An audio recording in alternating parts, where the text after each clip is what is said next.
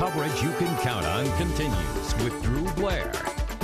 A unique art exhibit is on display today in Fort Wayne, and if you visit it, you'll get a lesson in history at the same time. It's a collection of what's called nose art, the paintings you'd see on World War II warplanes. Well, after the war, the paint was ordered to be removed. But thanks to archive photographs, the artwork isn't lost forever. And here now is the executive director of the Fort Wayne Museum of Art, Charles Shepard. Thank you so much for coming in to talk to us about this artwork on display. Thank you, Drew. Good morning. What's the story behind the photographs we could see at the museum? Well, the interesting thing was these photographs were taken the day before the war ended. Dr. Gillum and a friend of his were engineers on this squadron, and when the war was announced officially over, they had one roll of color film from home and thought we better go out and sort of chronicle this because they knew it would disappear, because these, of course, were unofficial.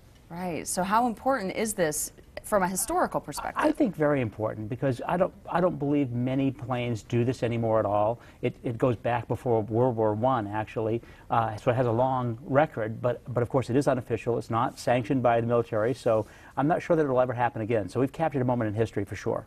Do we know why they were removed from the planes?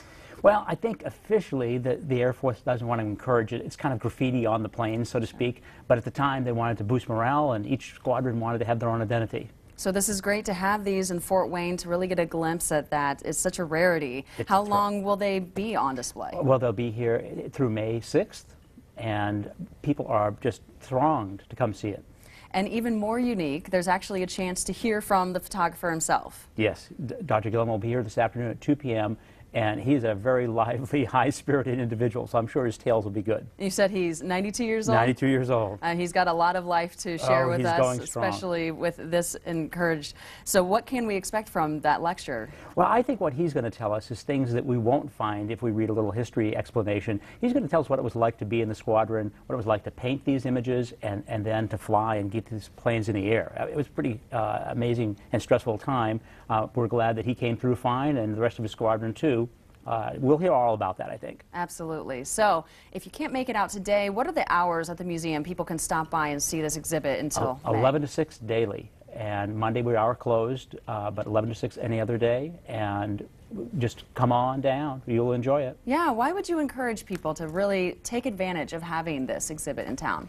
Well, the interesting thing is that we try to feature 3 or 4 exhibits up at the same time. So if you come in to see this show, you'll also see the National Award-winning Scholastic students that are from 27 different counties around.